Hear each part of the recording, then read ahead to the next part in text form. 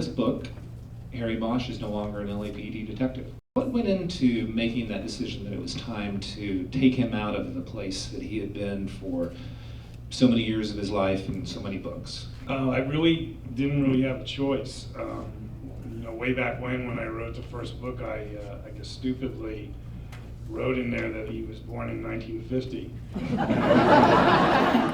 If I do this, I don't want to now write 5 books where Harry's working for Mickey Haller. I wanted it to be just a one-time thing, and I'll figure out something else down the road.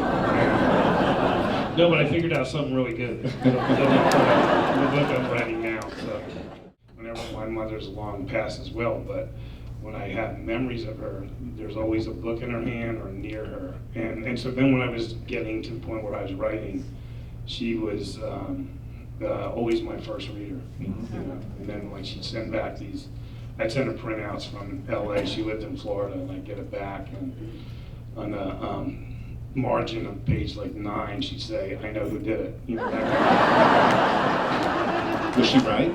Yeah. She read about 1 million of these, so you couldn't really get anything past her.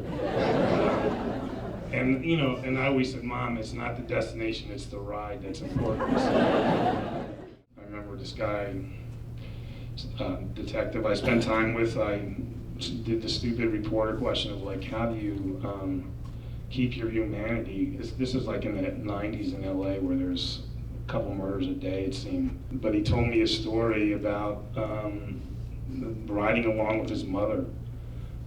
His mother wanted to see what he does, and they went to a scene where there had been multiple shootings, and there were people dead and there were people dying, and he told his mother to stay in the car. They were in a gang area. Don't get out of the car, this could be dangerous. And he went and started doing his work, and he looked back at his car, and his mom was gone. And he looked all around, totally scared, and he found his mom holding the hand of a guy who'd been shot and was dying. And they had already written him off. They knew he wasn't going to make it, so they were, waiting for triage or whatever, but he wasn't going to make it. And he found his mom holding his hand. And he said, I get emotional just talking about this story, and he certainly got emotional telling it. And he said, that's why I never lost my humanity. And so you hear a story like that, and it's like, hopefully Harry Bosch is going to be like that, and you got to get that aspect into Harry Bosch. I took some creative writing from a guy named Harry Cruz, who was a novelist, first real novelist I'd ever seen in person, was my teacher. And his name was Harry, so I like the idea of Hieronymus Bosch, Harry for short. And it kind of came out of that. I remember when the first time I did a book tour in Holland, Hieronymus Bosch was Flemish, Holland, and he was from that area, and all the journalists said, "Why'd you call him Harry?" And I didn't know that Hieronymus was the Latin name for Jerome, so I should have called him Jerry. But Jerry Bosch doesn't have the same as Harry Bosch. They said, with one caveat, we want you involved or we don't want to do it. And so, that's so unusual in Hollywood. For the most part, they want your books, and then they want to pat you on the head and said, "Run along while we go off and make this," which just doesn't make common sense to me.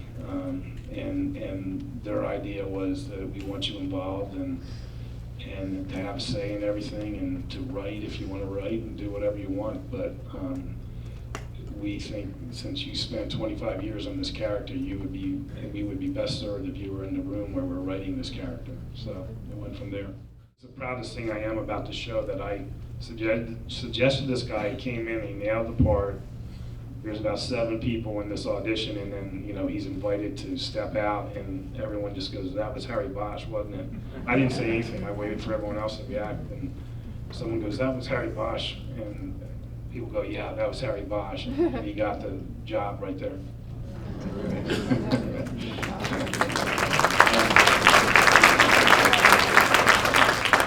I think that